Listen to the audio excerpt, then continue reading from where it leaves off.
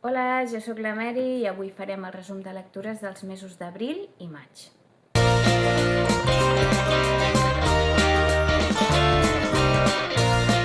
Sí, després d'un mes i escaig sense passar per aquí, avui m'he decidit. No era per falta de temps, perquè de temps sí que he tingut els meus espais per poder gravar, però bé, com més tardes en gravar, més costa gravar, llavors mai trobes el moment, i avui he decidit que és sí o sí el dia que posaria a gravar. No sé quan ho editaré, però gravat ja estarà. Avui us volia portar el resum de lectures d'aquests 2 mesos, perquè sí que no he fet moltes lectures, però al ser 2 mesos, doncs, bueno, ja pots fer un vídeo més o menys extens, i també us parlaré d'alguna de les compres que vam fer durant Sant Jordi, ja no tant meva, sinó, bueno, sí, meva i també del Roc, i us vaig dir que us comentaria què ens havia semblat un dels llibres que s'havia comprat al Roc. Després us en parlaré, però abans de tot comencem doncs, per l'abril, que és el que vaig llegir a l'abril. El primer llibre del que us parlaré és Entre dones soles, del Cesare Pavese. És un dels últims llibres que va escriure abans de suïcidar-se. En aquest llibre també parla de suïcidi. No sé si va ser una espècie de carta o de pensament de l'autor que va plasmar en aquest llibre, però si més no et fa pensar que molt bé, no? Com va acabar l'autor, molt bé no devia estar quan va escriure aquest llibre. Aquest llibre ens parla de la Clèlia, que és una modista d'uns 30 anys s'hi arriba, i ha anat a Turí a posar en marxa una botiga de moda. Ella és l'encarregada de supervisar totes les coses que tenen a veure amb aquesta obertura, aquesta propera obertura de la botiga, i ella s'ha fet un nom, diguéssim, dintre de la moda com a cosidora, no? No sé si dissenyadora en aquella època, perquè estem parlant de l'època de després de la guerra, de la Segona Guerra Mundial, i la ciutat també està una mica tocada, no? Llavors comencen a obrir molts establiments, no? Intentant que tot torni a la normalitat, però aquesta noia es veurà rodejada, es barrejarà, diguéssim, amb la classe més alta de la ciutat, ja sigui per les amistats que té o perquè en conèixer uns amics es va juntant amb els altres i acabarà relacionant-se amb aquesta classe alta. Però la primera nit que passa a l'hotel de la ciutat, prop d'on ha de treballar, diguéssim, hi ha una noia a la seva mateixa planta que s'intenta suïcidar. I per coses de la vida acabaran coneixent-se aquestes dues persones. Ja no només amb aquesta noia, sinó amb una altra noia que prové també de l'aristocràcia. I que bé, ella serà la missatgera entre aquestes altres dues amigues que són amigues, però són amigues de mentida, és a dir, sí que surten soles, van de festes en festa, és un ambient en què la Clèlia no s'hi troba bé, perquè aquesta gent no treballa, ella és una noia treballadora, se li retreu que treballi, però ella en certa manera està molt feta a la seva i sap el que li convé i el que no li convé. És a dir, per una part hi ha molts homes que la volen, la pretenen, però ella sap molt bé que si s'acaba casant haurà de deixar de ser independent, no? Per altra banda, aquesta gent d'alta standing, de classe alta, li critica una mica aquesta actitud de voler treballar, no? Quan es podria casar amb un home i anar, no? com un gerro pels llocs, no? Però ella, si més no, li troba el sentit al treballar, no? Al ser independent. cosa que les altres dues, per exemple, doncs, ballen al son de la societat, del que es porta ara, sense saber massa bé qui són, no? I per això una de les amigues de la Clèlia, doncs, al no saber què li depara la vida o què busca o què vol o què pretén de la vida, doncs s'acabarà suïcidant. Aquesta novel·la no és una novel·la de trama, és a dir, no hi passen moltes coses en aquesta novel·la, però sí que és de personatges. Segons he llegit a la sinopsi de darrere, és una de les novel·les més depurades de l'autor. Bé, jo això no ho sé dir, no? Sí que és veritat que les descripcions que fa dels personatges gairebé no existeixen. És a dir, es basen bàsicament en el diàleg, no? I d'aquí, del diàleg que hi ha entre els personatges, doncs pots interpretar com és el personatge. És una novel·la escrita en primera persona, és el testimoni de la Clèlia, doncs, que ens va explicant totes aquestes festes per les que passa i com evolucionen doncs, aquestes dues amigues que es critiquen entre si i també, en certa manera, la critiquen amb ella. No? Jo crec que ella intenta fer de mitjancera entre aquestes dues amigues, però no ho aconsegueix doncs, perquè no és un secret, perquè ho posa a la sinopsi del llibre, no ho aconsegueix. És a dir, és una història en la que la Clèlia hi serà i és de pas, però no serà determinant, no serà qui canvi la vida dels personatges. No?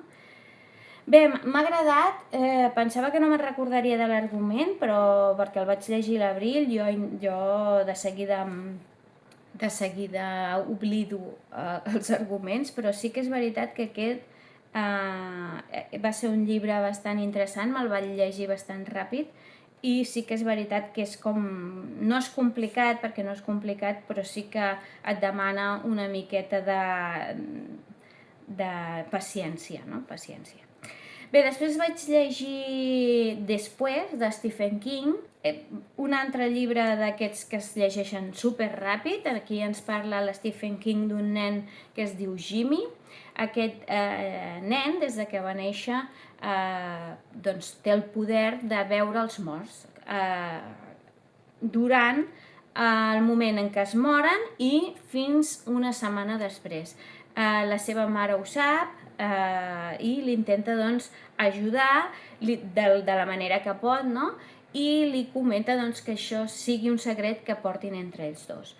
A mesura que el nen es fa gran, doncs, veu persones morir i hi ha persones que potser doncs, veu en un estat bastant lamentable, com per exemple un ciclista que ha patit un accident, la mare i el nen passen per allà i doncs veuen el ciclista aquest, doncs, ell desfigurat. No? Això no portaria més problemes si no fos doncs, perquè a la vida de la mare hi apareix una policia que comparteix la vida durant una temporada amb ell i la seva mare. No?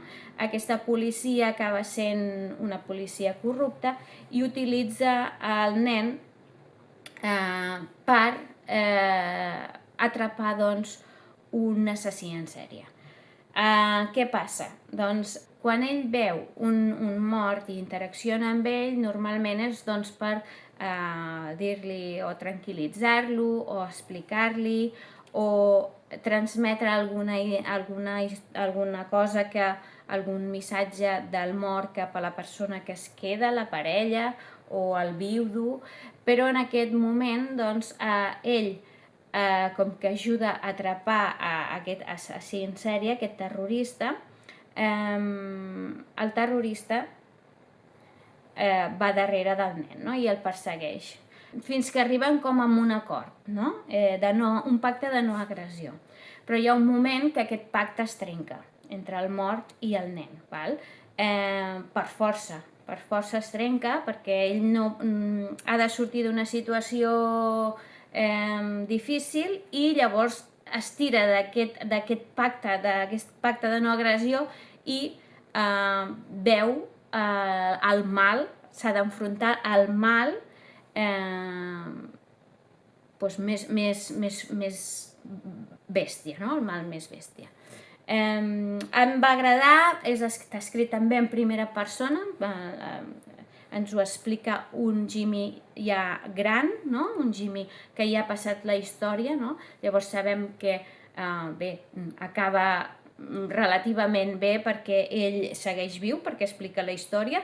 És com una història, doncs, una història de creixement, no? Una història de creixement. Després vam llegir a casa, ja us ho vaig explicar, els mites grecs. Els mites grecs els llegíem un capítol cada nit. Aquí ens trobem que la Meritxell Blay i el JK doncs, han fet un llibre on ens expliquen amb capítols curtets també doncs, la vida d'algun dels déus, no? I bé, els primers estan molt interessants i els últims potser són déus menors, però que també tenen una història darrere, no? Que et quedes amb ella.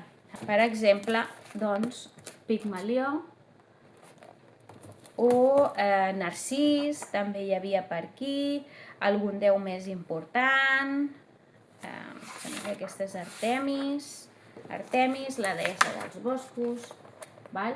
Molt interessant, bueno, és un petit tast de mitologia que fa que doncs, als nens els hi agradi doncs, aquesta història de la mitologia, que al final són com contes, vull dir, una mica bèsties a vegades, no? I una mica incestuosos, també t'ho dic, però al final es basa la història de la humanitat, bàsicament doncs, es basa en aquests mites grecs, no? Que es repeteixen una i una altra vegada. Si em fa un altre, la Meritxell Blay i de llibre d'aquests, també el comprarem perquè és una cosa que ens funciona molt bé. Jo ja estic satisfeta perquè hem aconseguit doncs, que cada nit llegim una estoneta. Ara el Roc s'ha enganxat, ja han fet un pas més doncs, en el tema de llegir i ell ja llegeix, ha començat a llegir el diari del grec, que trobo que potser encara no és, perquè són nens que van a l'institut, és a dir, fan primer d'ESO, però trobo que s'ha enganxat i bé, ja jo em dono per satisfeta, la veritat. El següent que em vaig llegir va ser amb e-book i es tracta de Wilt. Wilt està escrit per Tom Sharpe i és dels anys 70 i pico, 75 o 78, no recordo. És una sèrie de llibres que va escriure aquest autor. Aquest autor va ser un autor molt reputat, no? Que va acabar vivint a Catalunya. Jo crec que a la Costa Brava, no sé quin lloc de la Costa Brava, ara no me'n recordo. Bueno, ho deixaré per aquí escrit. I aquest home era tan excèntric o tan tan anglès que es va passar els últims 10 anys de la seva vida aquí i es va negar a aprendre el català o el castellà. O sigui, ell ho feia tot en anglès i si s'havia de moure per Catalunya, doncs ell ho feia en anglès i es va negar a parlar mai el català o el castellà. Bé, com a dada, com a dada. En aquest llibre ens trobem doncs, el professor, bueno, és un professor que es diu, ja no me'n recordo del nom, doncs en aquesta història ens trobem el professor Henry Wilde i que doncs, és un professor una mica excèntric també, com el seu autor, que dona classes de literatura a un institut de formació professional, del que podríem dir ara de mòduls de grau mitjà o superior, i és molt erudit, però està relegat a donar classes a electricistes i sempre ha de donar classe sobre el mateix llibre, que és El senyor de les mosques. Crec que explica una vegada i una altra aquest llibre, no? I els hi fa llegir als seus alumnes, que per suposat passen d'ell i a vegades inclús s'arriben a enfadar, no? Tret d'això, llavors ell també té una dona amb la qual doncs, tenen també una relació una mica estranya. La seva dona és una dona que es deix portar per qualsevol moda que passi i acaben d'arribar uns veïns nous americans al barri on viuen i que tenen unes pràctiques, diguéssim, de parella, una mica també com ells, estranyes, val? I la dona de la parella, aquesta americana, doncs vol fer que ella separi del seu marit perquè el veu un home trist i que no aporta res a la seva vida. Llavors aquí passaran 1000 coses, d'acord? Van a una festa que fan aquests veïns, tant el Henry Wilde com la dona, i allí a la festa, doncs, ell, el Henry, veu una mica més del conte i s'acaba enganxant, diguéssim, a una nena inflable. I aquesta nena inflable l'acaba portant a cometre un suposat assassinat. Val? Ell vol assassinar la seva dona perquè no l'aguanta i intenta portar a terme amb la nena amb la qual s'ha acabat relacionant en aquesta festa, intenta fer com si fos la seva dona i intentar, doncs això, crear un pla per poder desfer-se de la dona. Tan mala sort doncs, que es creuen que aquesta nena és una persona i l'arresten. Bé, els diàlegs que hi ha entre el policia i el Henry són boníssims, són molt bons, a mi em va agradar molt, m'ho vaig passar molt bé, és un humor així molt anglès i està molt bé. Sé que crec que n'hi ha 4 més, en total són 5 o 6, no sé, suposo que em llegiré els següents perquè doncs, et fan riure. Sí que estan una mica desfasats, perquè potser sí que hi ha una mica de masclisme, però penso que bueno, al final també la part dels homes reben la seva dosi de crítica. A mi m'ha agradat, l'he trobat molt amè, molt divertit i prou recomanable. El següent que vaig llegir i em va costar moltíssim, pensava que seria una experiència molt xula i no va ser així. Em va costar molt introduir-me a la lectura i aquest llibre és Història de dues ciutats. Em va costar moltíssim entrar en aquest llibre. Aquí ens parla de la història de dues ciutats, sí, és realment la història de dues ciutats i en l'època de la Revolució Francesa entre doncs, Anglaterra i França, o Londres i París, no? Es veu retratada doncs, aquesta Revolució Francesa i es contraposa com afronten, com hi ha dues maneres doncs, d'afrontar aquests canvis que tenen lloc doncs, durant aquesta època. No? A mi em va costar moltíssim entrar en la història. Vaig aguantar, em va provocar una espècie de bloqueig lector perquè també formava part d'una lectura conjunta i no em vaig enganxar a la història fins que no duia ja un 75%. Vaig començar amb aquesta traducció, jo no sé si va ser la traducció, jo la vaig trobar difícil. També potser és que tampoc no estava en el meu millor moment a nivell mental, no? De preocupacions i de coses que a vegades quan tens com moltes coses al cap, no hi ha manera de que t'accentris doncs, amb la lectura i si és un pèl costosa doncs se te'n va. Vaig acabar llegint-lo amb una altra traducció que em va semblar més fàcil, ho sento, jo arribo o no arribo i sí que potser estic limitada, no? Però jo la vaig trobar molt difícil aquesta traducció i doncs, l'altre em va ajudar a poder acabar el llibre. Està bé, el que passa que jo l'estructura de l'inici no l'acabo de veure, i els personatges també, alguns personatges són molt plans, i a mi no em creava la suficient addicció, les suficients ganes de seguir llegint, perquè és que els personatges eren molt plans.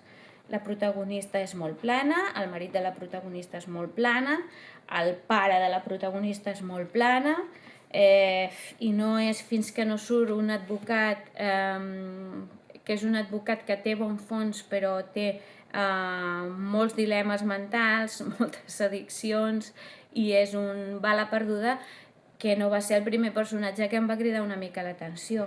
I això no passa fins que no han passat forces pàgines del llibre, no?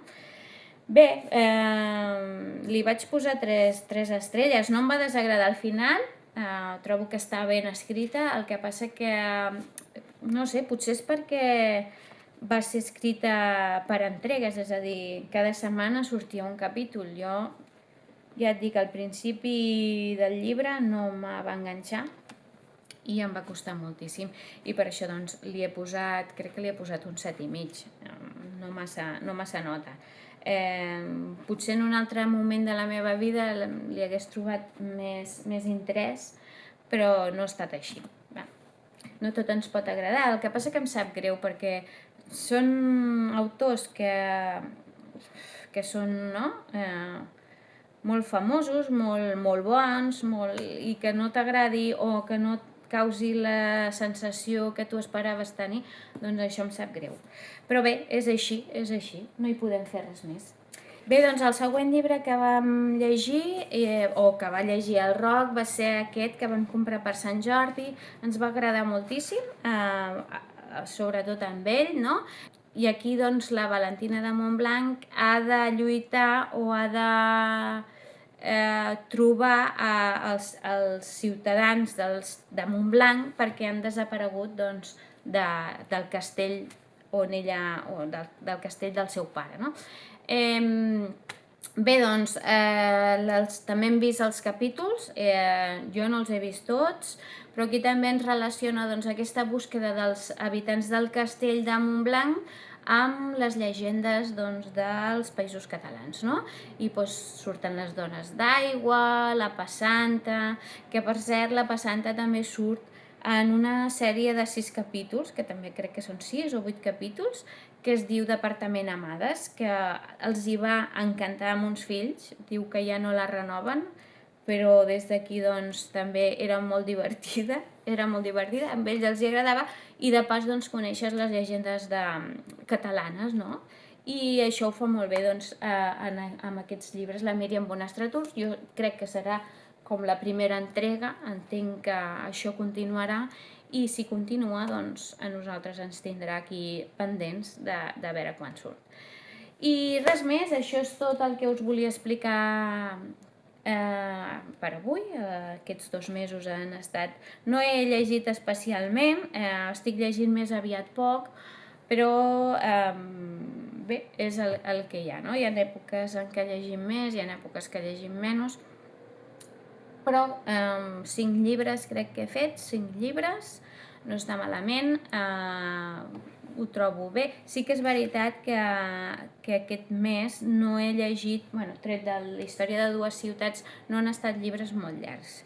Ara actualment, les meves lectures actuals, estic llegint 2 llibres, una és La història secreta, que aquest llibre sí que és molt llarg, que són 800 pàgines, i el vaig llegint a les nits sobretot, perquè, bé, trobo que s'extén molt, aquesta autora s'extén molt, i bé, me'l prenc en calma, no és el llibre que llegeixo principalment, perquè si no m'indigno perquè trobo que a vegades hi ha massa palla, i doncs el vaig llegint a les nits i ja està.